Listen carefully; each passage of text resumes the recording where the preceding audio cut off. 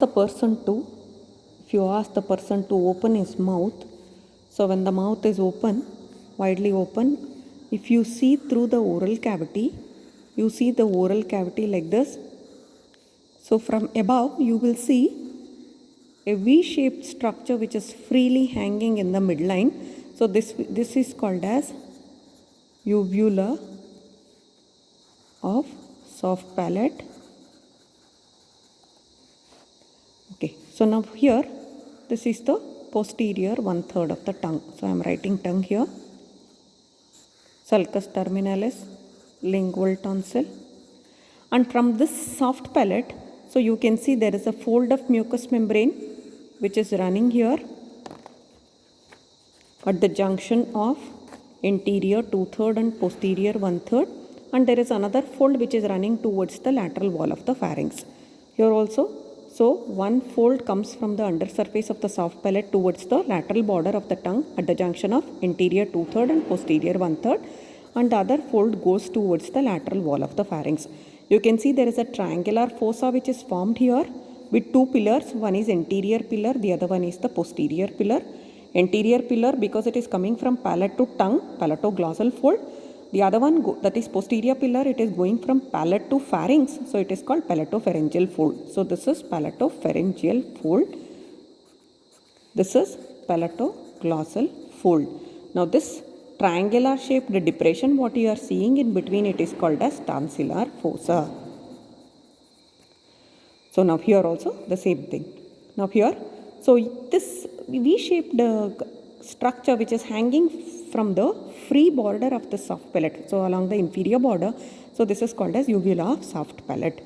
Now once we have seen the soft palate, so with the mouth wide open, now let us see how this soft palate is formed. So what are the components of the soft palate? See, now this is the roof of the nasal cavity. This is the median partition of the nasal cavity, what you call the nasal septum. This is roof of the nasal cavity. Now here, this is the floor of the nasal cavity which is formed by the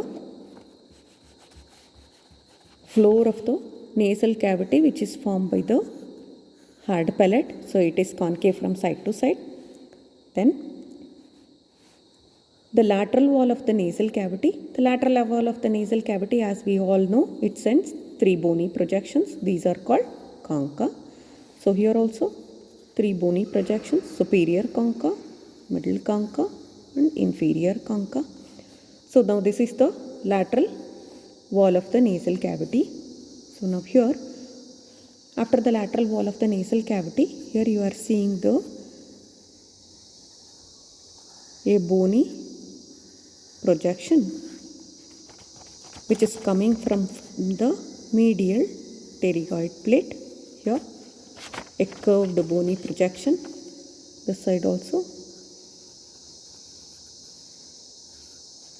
and then this continues as lateral pterygoid plate towards the base of the skull. So these two are the processes which are arising from the sphenoid bone. So if you continue further, this goes to the base of the skull and it becomes continuous with the spine of the sphenoid. So this is spine of sphenoid. Now this is called pterygoid hamulus. And now this is lateral pterygoid plate. This you have already learnt in infratemporal fossa, and now this is your medial pterygoid plate.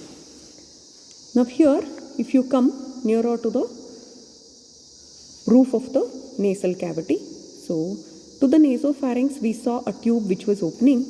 So this is nothing but your auditory tube.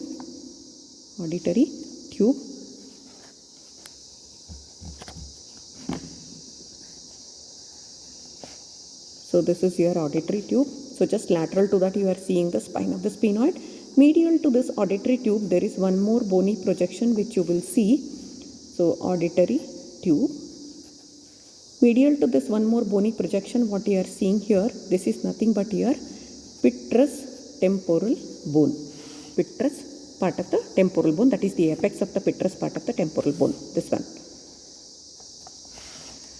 Now, so when we study here, This is the posterior nasal spine, a small bony projection from the posterior free border of your hard palate, which gives attachment to soft palate. These are otherwise called as posterior nasal spines. Posterior nasal spine.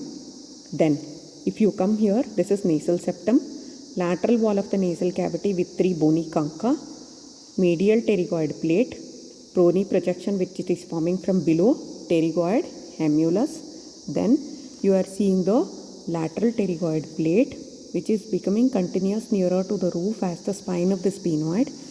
Medial to the spine of the sphenoid you are seeing auditory tube. Medial to that you are seeing the apex of the petrous part of the temporal bone. So similarly this side also. Now let us see. So from where this expansion is coming, the one which we have written in green color, which forms the fibrous component of your palate, soft palate. Let us, for that we will have to see the muscles which are arising here, which forms the palate. Now let us start here. The first pair which is coming from the posterior nasal spine, so this is called as musculus uvulae. You are seeing 2 bands of muscle fibers, straight muscle fibers which are coming from the posterior nasal spine. So this is nothing but your musculus uvulae. We will label it later. So then you come here.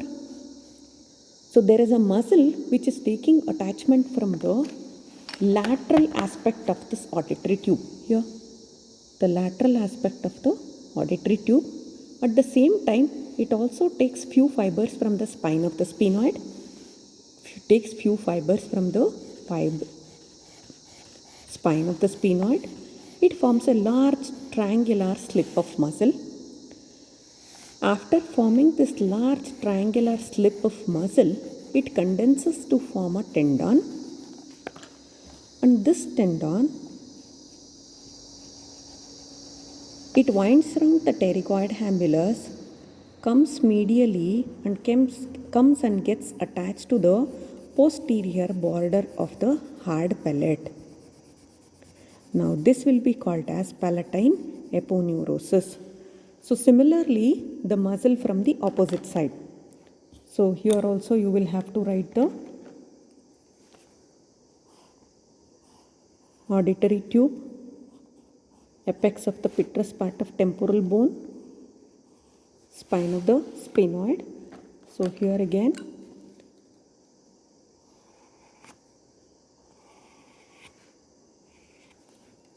this is the palatine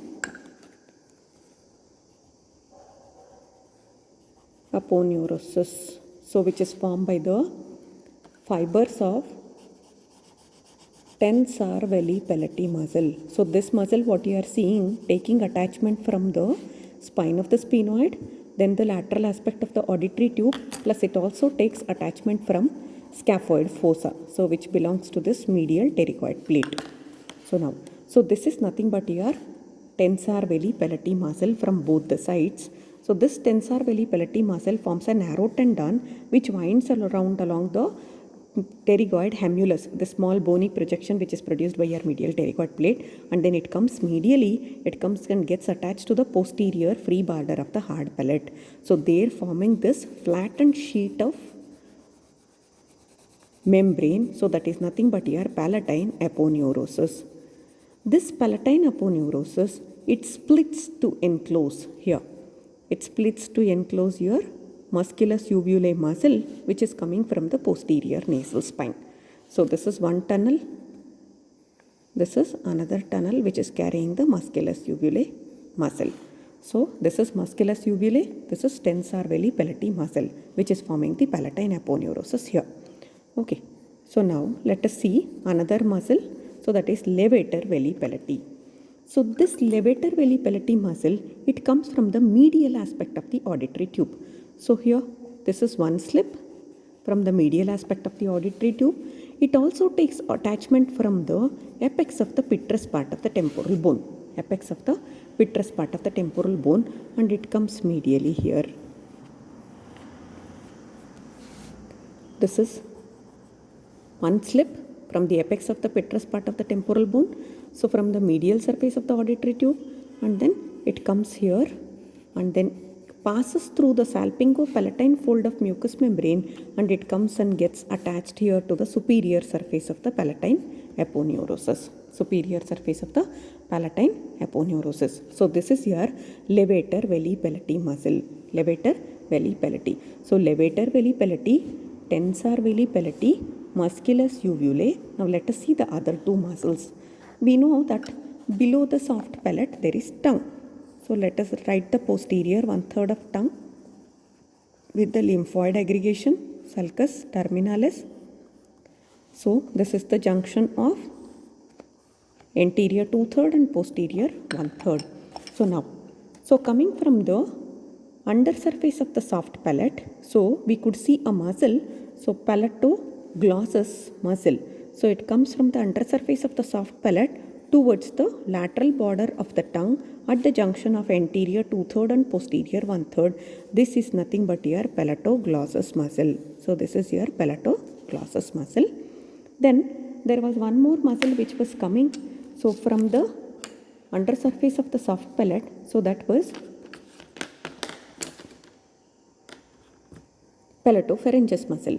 So this was taking, so one slip was coming from hard palate here, the other slip was coming from the palatine aponeurosis. So this is one slip, this is another slip, so of palatopharyngeus muscle, and it comes and gets inserted to the lateral wall of the pharynx. So here one slip from the posterior border of hard palate, the other one coming from the palatine aponeurosis. It comes and gets attached here to the lateral wall of the pharynx. So now here this is the lateral wall of pharynx, passes through the lateral wall of the pharynx. Here this black line, it indicates the lateral wall of the pharynx. After passing through the lateral wall of the pharynx, this muscle, it goes and gets inserted to the thyroid cartilage, pre-posterior border of the lamina of the thyroid cartilage. That we will discuss when we discuss about the muscles of pharynx. So totally there are 5 pairs of muscles what we have seen here. So you can see here, this is tensor velli palatii, levator velli palatii, palatopharyngeus, palatoglossus, musculus uvulae. Same pattern you are seeing from the other side also. Now let us label the muscles. So here tensor velli palatii, this muscle levator velli palatii. Here this is palatopharyngeus, this is palatoglossus, and now this is musculus uvulae. Just to see the origin and insertion of these muscles. So levator velli palatii muscle, it is taking origin from the apex of the petrous part of the temporal bone, and then it is taking origin from the medial side of the auditory tube. It comes and gets attached to the superior surface of the palatine aponeurosis, this green colored structure, which is a flattened tendon of tensor velli palatii muscle. Tensor velli palatii muscle, as such, it is taking origin from the spine of the sphenoid, lateral surface of the auditory tube, plus it also takes attachment from the scaphoid fossa of the medial pterygoid plate. When it comes down, it narrows into a tendon. That tendon winds around the pterygoid hamulus, so this bony curved structure what you are seeing, and then it gets attached to the posterior free border of the hard palate, which is forming the floor of the nasal cavity as a flattened tendon. This flattened tendon will be called as palatine aponeurosis. Palatine aponeurosis, which forms the fibrous component of the soft palate. Then you can see in the midline, so the hard palate, it gives 2 small bony projections. These are called posterior nasal spines. So from the posterior nasal spine, you can see there is a small slender muscle which is arising. So musculus uvulae, which gets inserted to the palatine aponeurosis. So this is nothing but musculus uvulae. Then you can see here, there is one more muscle which is coming from the palate towards the pharynx. So palatopharyngeus muscle, taking origin by 2 slips. One is coming from the posterior free border of the hard palate. The other one is coming from the palatine aponeurosis, going towards the lateral wall of the pharynx, and it goes and gets inserted to the posterior border of the lamina of the thyroid cartilage. Now, there is one more muscle which is arising from the under surface of the soft palate. So it goes to the lateral aspect of the tongue at the junction of anterior 2/3 and posterior 1/3. So this is nothing but your palatoglossus muscle. So between this palatoglossus and palatopharyngeus only, we will see the palatine tonsil. Now this will be your palatine tonsil, and this fossa will be called as tonsillar fossa. So now this is all about the muscles of the soft palate. Now if you carefully observe the muscles of the soft palate, here you can see there is one U-shaped sling which is formed from above. There is one U-shaped sling which is formed from below. So here this is U-shaped sling which is formed from below, U-shaped sling which is formed from above, and U-shaped sling here. So there are three U-shaped slings which are being formed by the muscles of the soft palate. If this is the muscle, if this is the soft palate which is hanging from the posterior free border,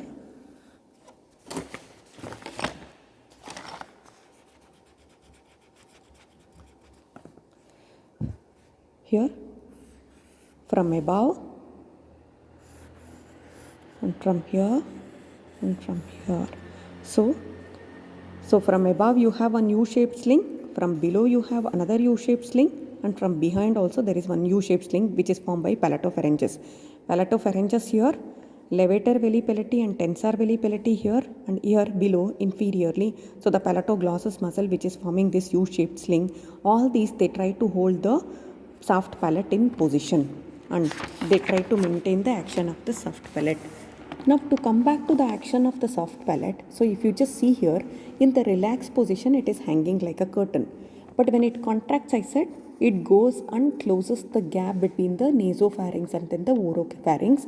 And we have already learned that this gap which is left here, so that will be covered by one more fold which is arising from the posterior wall of the pharynx, which is also created by one of the muscles of the soft palate itself. So that is nothing but here palatopharyngeus muscle, and this ridge which is produced here, or this elevation which is produced here, was otherwise called as Passavant's ridge. This we have already learnt when we spoke about the pharyngeal isthmus. So this is here Passavant's ridge which is produced by palatopharyngeus muscle. This is the contracted soft palate.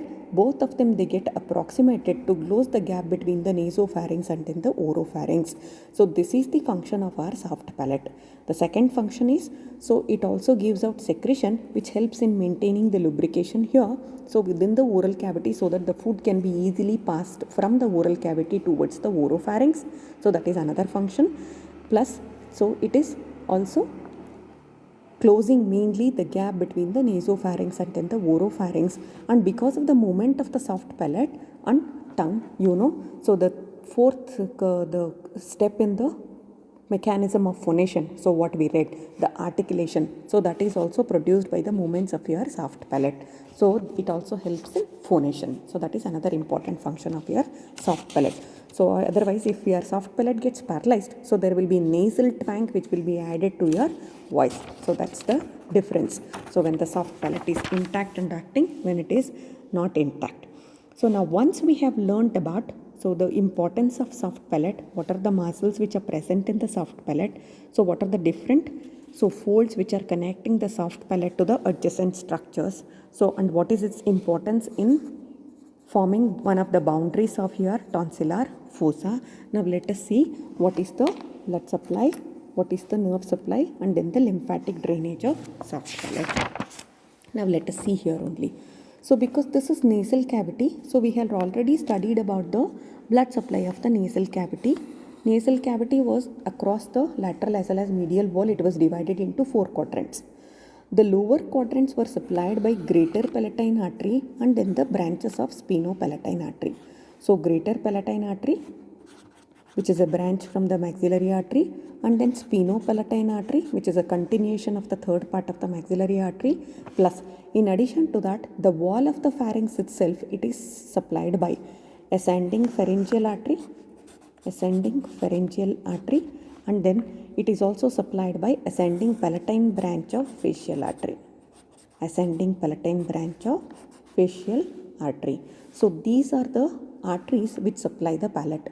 So greater palatine artery, palatine branch of ascending pharyngeal artery, then ascending palatine branch of the facial artery, plus the pharyngeal branch of your maxillary artery itself. So all these, they come and supply the blood to the soft palate. In addition to this, the venous drainage from here will be carried by the respective veins. So the vein accompanying the greater palatine artery, so the greater palatine vein. So from here it will go to pterygoid venous plexus, and these arteries which are coming along the posterior wall of the pharynx, so that is ascending pharyngeal artery and then ascending palatine branch of facial artery. So through facial vein it will go to internal jugular vein plus, and through ascending pharyngeal, so that is pharyngeal vein, it will go to internal jugular vein plus it also goes to retropharyngeal venous plexus, pterygoid venous plexus, retropharyngeal venous plexus, and partly to internal jugular vein. Now once we have seen the venous drainage and then the arterial blood supply, the lymphatic drainage goes to retropharyngeal group of lymph nodes. Retropharyngeal group of lymph nodes. Then if you come to the nerve supply